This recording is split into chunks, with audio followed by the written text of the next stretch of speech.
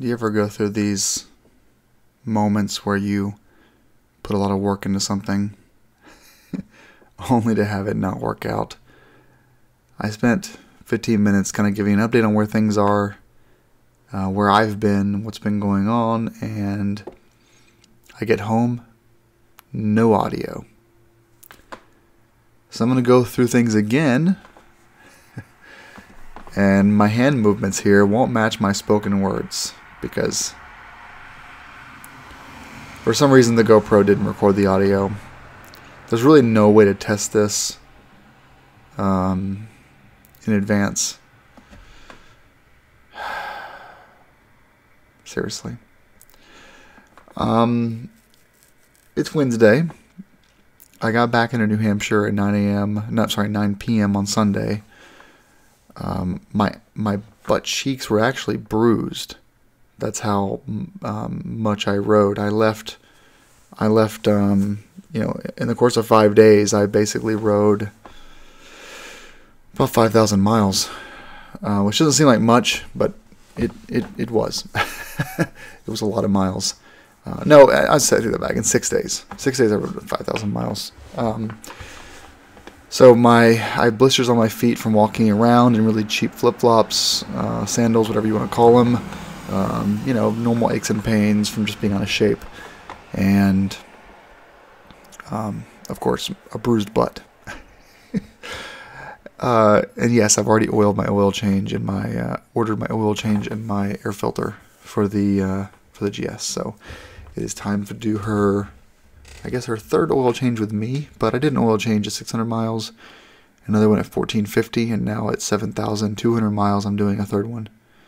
My Sargent heated seat controller stopped working on the way home. Just randomly turned off. So I got to look into that. Hopefully it's just a little bit of a termination issue and nothing else. So it's Wednesday, leaving home from work. I've been really busy. As you guys know, the professionals that, so the heated seat stopped working, as well as, there's something else I had checked out. When you leave for a 2-week vacation, you've got to do a week of work in advance and 2 weeks worth of work when you get back, just to catch up. That's kind of what I'm dealing with right now at work. On Thursday, before I left for Berlin, my web host failed. My virtual private server went offline. They took 5 days trying to rebuild it, and all the data was lost. I had 24-hour backups of my blog and 30-day backups of my all the rest of my services and files. And I store all my emails offline in my mail client. So I'm back. There's just a few more things I have to put up, like my microblog, which is my version of self-hosted Twitter. And the reason I had that is just because I like the concept of microblogging. I'm quite active at posting there. I just didn't like the concept of being social. So I wanted to put thoughts out there without having people reply to me or like it or have to have a conversation. Just ignore that completely and just put the thoughts out there. If you have a comment, you can email me. That's kind of how I think about it. Most people go the other direction where they say tweet me instead of email me, but that's not how I do things. So I've lost all that data, but luckily the rest of the services are all fine. And this is I couldn't really get it back and running because the process of doing it correctly, of getting all of my old data off my NAS at home. I've got a NAS at home that's a 60 terabyte NAS in the VPS in London. Getting all that stuff downloaded, compiling it all together, and then deploying it somewhere new. I picked a new web host for obvious reasons.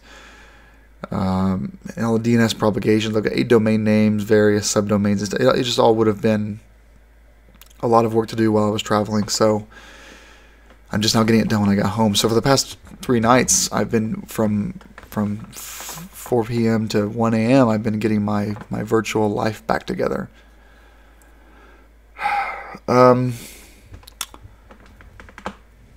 In addition to that, I've got 5 new hires that started. These are interns, so they're, it's hard to come up with the same stuff I said on the bike. But these are interns. I run an intern program. We have 6 interns per quarter. They're my responsibility. I inspire them. I give them the vision. I'm sort of the entrepreneur in residence at TomTom for running an incubator. So I know what the business needs, but I'm not the kind of person that wants to ask for budget for a year from now and set up roadmaps and do all the kind of the bureaucratic stuff. I just want to build things. So the intern team allows me to do that, and they started last week while I was in Nashville. So luckily I have great colleagues who kind of brought them up to speed from the corporate standpoint, but they didn't instill that like dreaming, focus, high-reaching sort of initiative thought process that I give them. And I'm there every day, every hour, talking to them, doing whiteboarding stuff, working about problems. So I'm kind of their system architect, and I'm also their connector for areas in the company. So it's been rough having being like a week delayed on getting back to them, but we're okay. It's fine. I haven't even unpacked the bike yet. The bike is still full of all my camping gear. The basement is still dirty. I actually have a to-do list, which I'll pull up now.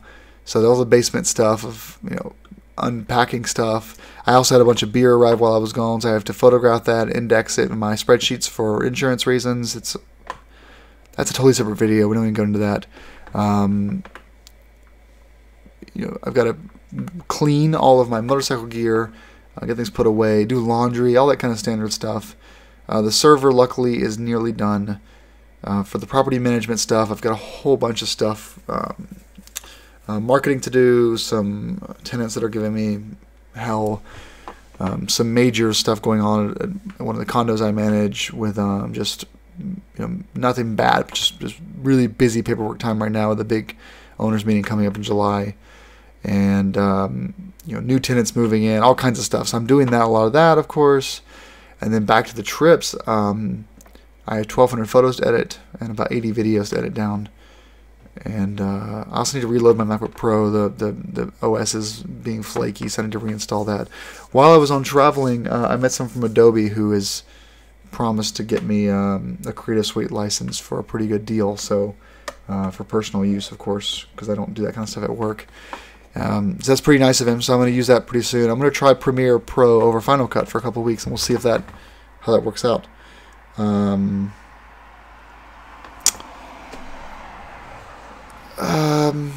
the bike, the bike just needs a general overhaul. It needs to be washed. Check all the bolts, tire pressure. I've got to mail out the failed steering damper to Beamer Shop. I have to do some software updates on the Garmin and the InReach. Clean out the box. I got to fix the heated controller. Heather's car needs oil. Also, I ordered some stuff for our car. So I replaced the piano black trim inside of my Golf R because it was creaking a little bit. And in her car, her rear tail light reverse signal assembly failed. It's a $13 plastic backing and a $4 bulb. So I've got to do that for her and change her oil. Her 50,000 mile service, I think. The rally was a ton of fun. It was, you guys should definitely consider going if you've never been before. The amount of people there was mind-blowing. People were there. And, actually looking at the bike's license plates, yeah, the majority of the people are local to it. And I say local, meaning like within 5-6 hours ride. And I think that's probably why they moved them around, because some people don't want to ride for 24 hours to go to a rally. And so by moving it around, they're able to touch basically all 40,000 MOA members on like a 10-year basis. Every 5 to 10 years you can go to a rally, because a rally will be roughly close to where you live. Not down the street, but a day ride from where you live. I spotted an F800 GS over there for the first time, so I ended up turning around and checking it out and like stalking that person. Yeah, the server stuff really was a pain in the ass. As far as the the sound bomb. So Twisted Throttle is having me come down, and they're going to work on it for me at their Rhode Island shop where they are based. That should be its own video. I'm looking forward to posting that. The bike itself is doing fine. Oh, this morning. Oh, geez, this morning. I haven't ridden the bike since Sunday because of my ass hurting. Just plain and simple, the bruising and et cetera, et cetera. It's going to rain tomorrow and Friday, so I wanted to kind of get out on the bike. I'm like, I don't want to do the GS. I don't even want to put gear on. So I roll the dirt bike out, throw some gloves on, throw my helmet on. Won't start. Battery's dead. I plug it in for like 10 minutes, still won't start. So, whatever. So I push that thing back inside, roll out the GS, hop on that, and now I'm a poser because I've got like a hoodie and jeans and like low top sneakers riding the GS around. But I really love riding, so it's just something that I have to do every few days. And of course make this video, and I'm just so bummed from like a time management standpoint that I had to record this voiceover because it was done. All I had to do was color correct and then upload it. One thing I wanted to mention, actually, those of you guys that are Canadians, Fort 9 based in Montreal, Ryan, who's their vlogger, is out of Vancouver. He was at the Gears training, which my sister attended. My 19-year-old sister attended. It's Gaining Early Advanced Riding Skills is the acronym. They didn't pay him. He flew down from Vancouver, camped at the rally, and spent 2 days teaching kids how to ride, and taught them some really good tips. Like they did ergonomics training, packing tips, how to be seen, lane position, how to avoid crashes. They did crash videos, analyzed those. Like there were instructors for on-course training. There were MSF instructors. There were locals, and Ryan did a bunch of like experience stuff in the classroom. And he did such a good job. So shout out to Ryan for like making that trip. Like, and that wasn't even advertised. Like people don't really realize that this guy who is popular on YouTube, has a full-time job, yada yada yada, just came down and volunteered to teach kids how to ride. So that was really cool. So if you see this, Ryan, we talked a bit about the bike on my YouTube channel, and we kind of had a dialogue. I had ridden with him 3 years ago in Montreal on a group ride. Sorry, into Mont Tremblant, but I haven't seen him since then. He didn't remember me, of course, because he's a celebrity. And we had a good chat about the bike. So if you see this and you haven't watched the videos, cool. Thanks for coming down. It was nice to have you. My sister is a natural. She wants to go to Montana now. That's not going to happen. I mean, I want her to, but man, that's a long ride. She's going to need to, like, in the next 12 months, buy her own motorcycle, get the stamina up, and then get like 2 weeks off from work to make that long ride to Montana and the long ride home. It'd be great to have her come. I just don't know if like even I'll be going. That's how long of a ride it is. So, but her enthusiasm towards motorcycling is very similar to mine. So I think that she has a special sort of, I don't know, knack for it.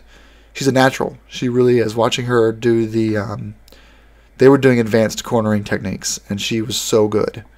So I think she's really excited about it, and I hope that it's something that she ends up taking up long term. I've invited her to come with me to Dirt Days in August. So if you're going to Dirt Days in August, please join my route, my northeastern New Hampshire guided route, and she'll probably be sitting pillion for that, unless I can somehow get a bike rental for her. Maybe I'll put her on the beta or something. Answer the phone call. It was a robocall. It's a robocall. All right, I'm kind of running out of dialogue, but things are good. I just, you're going to see this before my rally video comes out. I shot Berlin video, but the struggle of being a solo person, you're responsible for shooting the video, and editing all the post-production stuff that goes along with it, and doing voiceover because you lost your audio. But more importantly, you have to kind of, when you go to a new place like Berlin, I didn't know what to expect. I didn't know what I was going to do, where I was going to go.